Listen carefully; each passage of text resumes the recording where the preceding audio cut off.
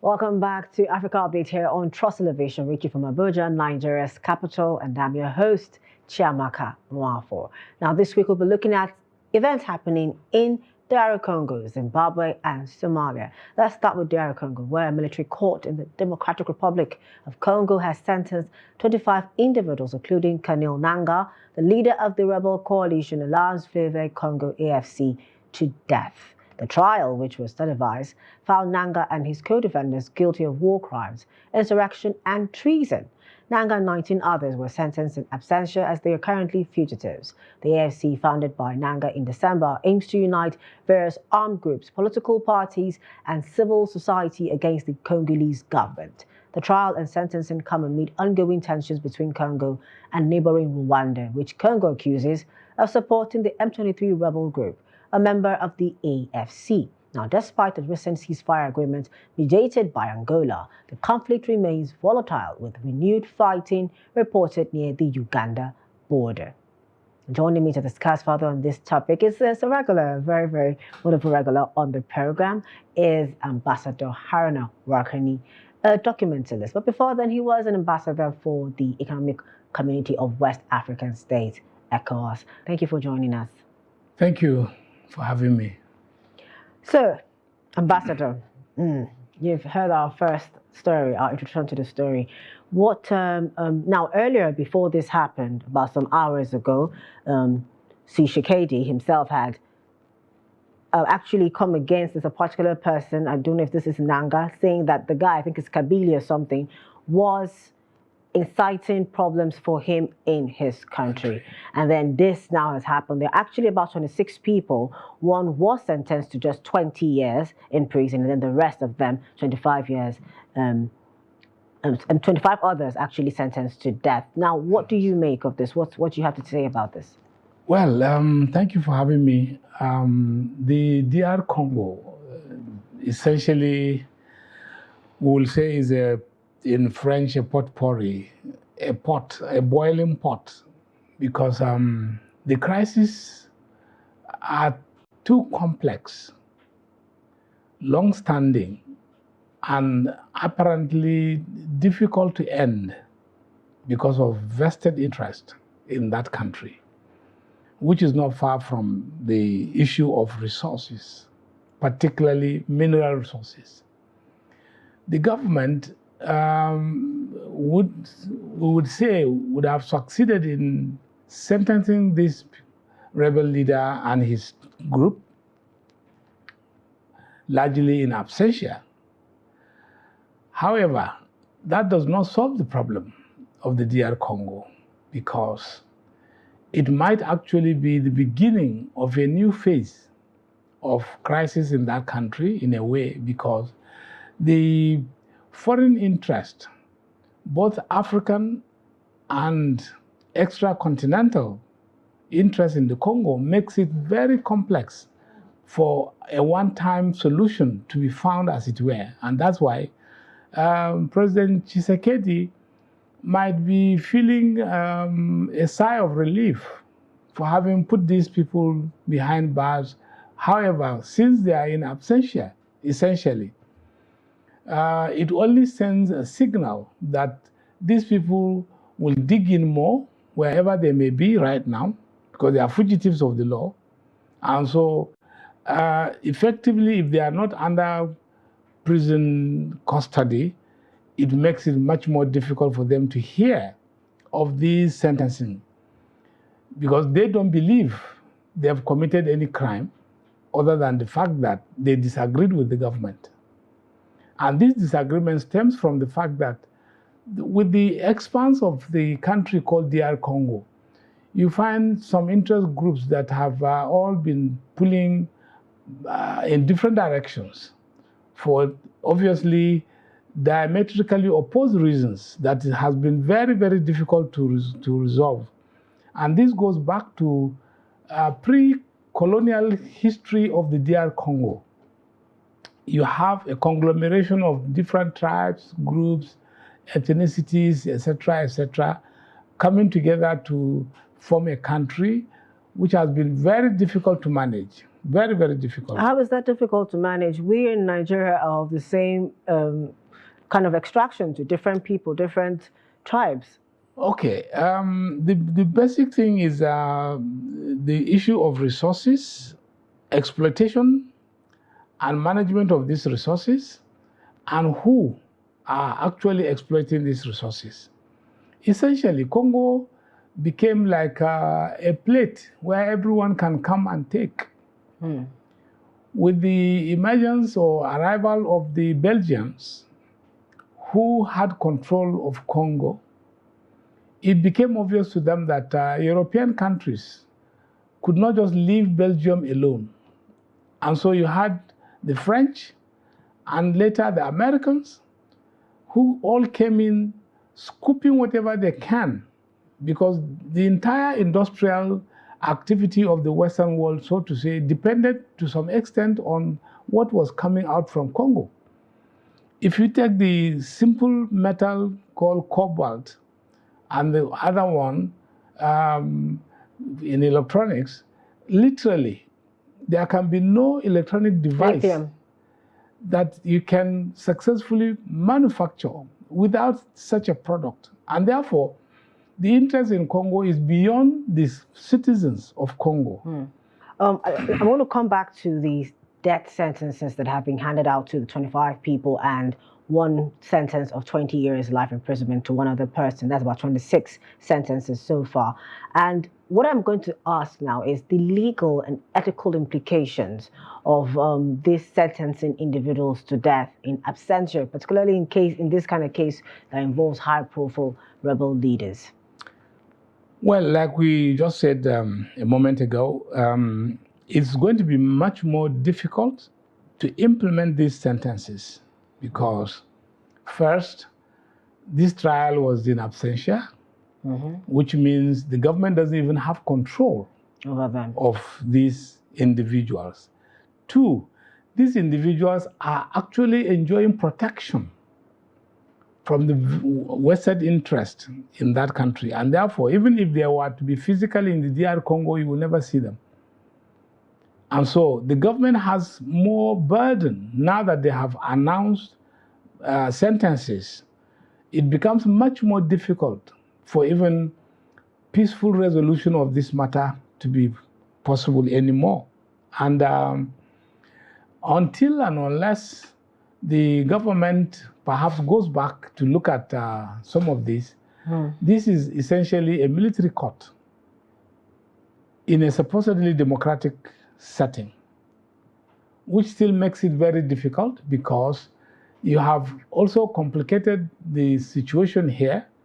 You are not under military government anymore, and yet it is a military court that has sentenced these guys to these sentences. So it makes it a bit difficult. The war continues. The various regions of DR Congo, in most cases, have never enjoyed any peace and tranquility. And this is going to trigger additional hiccups that you are going to find in some of these districts, because take it or leave it, this rebel leader and his colleagues still enjoy very good following in some of these provinces like Kivu and the rest of them. So by sentencing them in absentia in particular, it means they may not have accepted their guilt. They may not have been able to defend themselves. And so you might have succeeded in creating more problems than solutions. All right, sir. Now, we're going to be going to a different story entirely, and we're going over to Zimbabwe, where the president, Emerson Mnangagwa, has stated that he will not extend his presidency beyond the 2 5-year terms allowed by the country's constitution, despite skepticism from some quarters. Mnangagwa emphasized his commitment to the constitution during a speech at the ruling ZANU-PF party headquarters, where supporters chanted that he would remain in power beyond the constitutional limit. Mnangagwa, who succeeded Robert Mugabe in 2017 after a military intervention, reassured the public that he will step down when his term ends, urging people to respect the constitution. However, concerns remain among some Zimbabweans, particularly after the Constitutional Court's controversial decision in 2021 to extend the tenure of Chief Justice Luke Malaba beyond the mandatory retirement age. Now, that is what is taking place in Zimbabwe. He's saying, I'm not going to, run or extend my stay or try to change the constitution beyond what is allowed for me to do that. First of all, before we delve into more questions, what's your take on Mnangagwa's speech? Well, Mnangagwa would have, just like most African leaders, said what is expected to be heard from him. However, standing by and implementing these pronouncements or proclamations is actually the challenge. And from all indications, the body language and the social milieu in the country suggests slightly otherwise. You could see that people were there in that hall and so ranting or chanting, you should extend your stay. They couldn't have come from the sky or wherever. Definitely it must be an orchestrated kind of setting for what Zimbabweans should expect.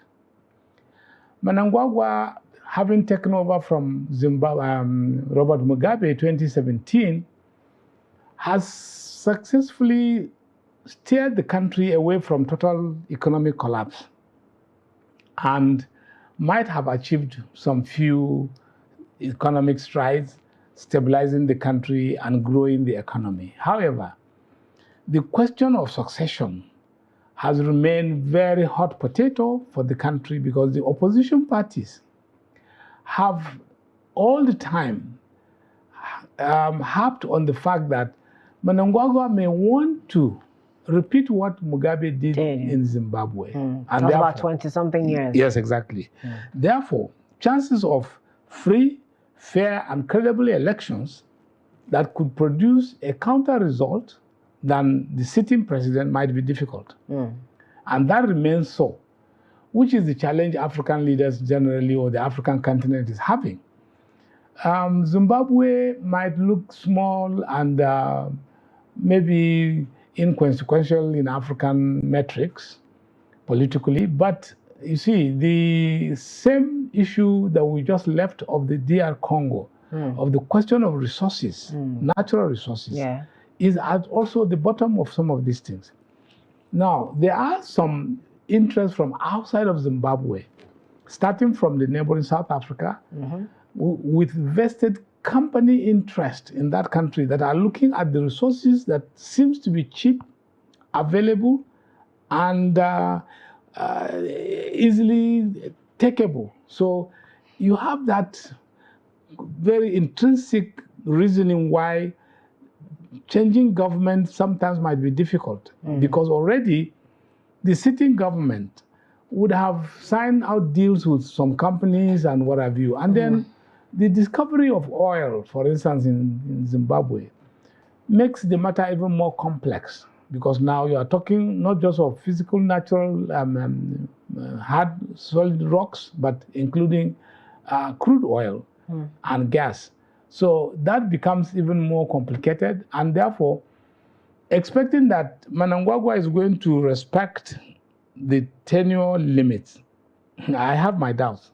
I have a question regarding that. So since you're already heading in that direction, I'll just ask it. Has there been any, in his leadership so far, any difference from that of Robert Mugabe, particularly in terms of obeying constitutional principles? Well, you wouldn't maybe put them at par with Mugabe, because in the case of Mugabe became a victim of Western media onslaught, particularly towards the last few years of his administration, because of the steps he had taken to Africanize Zimbabwe. That had put him at crossroads with the vested Western interest, and therefore all the media organizations, the Americans, the British, and some European countries have seen that Mugabe must not succeed. And that had created much more problem than real. So sometimes what was coming out of Zimbabwe was not necessarily the real story, but they were kind of made up stories to create an impression of how bad Mugabe was, particularly the question of land ownership. Here is a country that up to today, they are still struggling to sort out the problem of land ownership, particularly vast swathes of farmlands. And so Mnangagwa may not have been too far from his boss, Robert Mugabe late, blessed memory. The issues are still there. And if we also reflect a little, we will see that this is one of the reasons why the same thing is rearing its head in South Africa. The question of land ownership, land redistribution, and how to go about it. South Africa has tried to avoid this matter frontally, but it is still lurking in the dark and making political decisions in that country very difficult. Okay, so just before you continue, you kept saying land ownership, and I would like for you to expatiate what exactly you mean by land ownership. Is it that the government is taking lands from people and claiming, what exactly is this land ownership situation in Southern Africa, apparently? Thank you for expanding. Southern Africa is like a general problem that is still very prevalent in southern region of Africa generally. Now, the coming of the colonialists gave the impression that they had territories that people owned. Zimbabwe, remember, used to be called Rhodesia. Yeah. Cecil Rhodes came as a businessman with some support from the British monarchy, and having seen such a swath of territory called Zimbabwe today, discovered that he might not even want to relate with the British monarchy anymore, and declared himself the owner, sole owner of the entire Zimbabwe. And so here you have people that he invited, come and join me, let us enjoy a new territory I have conquered. And so that defined the history of how these countries have come to be. Zambia, Botswana, Zimbabwe itself, I think Namibia? Namibia largely, even South Africa itself. Yeah. So now you have farmers, white farmers, who acquired land without any compensation or payments to the original owners. To the original owners. And in the case of Zimbabwe, it even became very bad because when the war for independence started with Robert Mugabe, it is these citizens that had to abandon their lands and join Mugabe to fight for their independence. It took the government so long to realize this. And remember, the so-called Lancaster House Agreement lasted for almost 20 years, negotiating independence for Zimbabwe. Within that period, Britain said she was going to find money to pay compensations for land acquired by the white farmers. 20 years after, Britain still came back and said they didn't have the money. That was the actual source of the problem with Mugabe. And Mugabe said, look, you cannot come take my land and go, okay, let's do a share. Okay. Take 1/3. Okay. Keep the rest. Okay. They still did not. So generally, it is a common problem that is still very prevalent in the southern part of Africa. And I think the African Union and a country like Nigeria ought to still come back from its slumber, let me say, and begin to assist in some of these things. Okay, thank you so much, Ambassador. We're going to go on a very, very short break, and when we come back, we'll be looking at Somalia's end to indirect voting. And of course, we'll ask you for a take on the protests on the African continent. This day with us, we'll be right back. Welcome back. It's Africa Update here on Trust TV. Now, let's go to Somalia, where the cabinet has approved a bill that, if passed by parliament, will reintroduce universal suffrage for the first time in 55 years, ending the practice of indirect voting. Now, here's more from Africa News. Somalia's cabinet approved a bill that, if passed by parliament, will reintroduce universal suffrage for the first time in 55 years, marking the end of indirect voting, as stated by the government spokesperson Farhan Jimal.